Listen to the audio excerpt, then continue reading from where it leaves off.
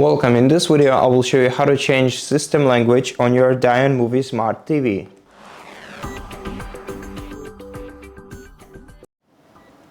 From the home screen of your TV, navigate to the sidebar on the left side of your TV and select Settings on it. Then scroll down to System menu, and in System menu we're gonna have to navigate down to Language and Location menu. Now go to Menu Language and change it to any other language of your preference. Once you return to your home screen, your language will be changed. So now once again, in order to change the language, navigate to the sidebar, select the gear icon to open settings, then navigate to the icon that looks like either three books or on top of each other, or servers. To me it looks like servers.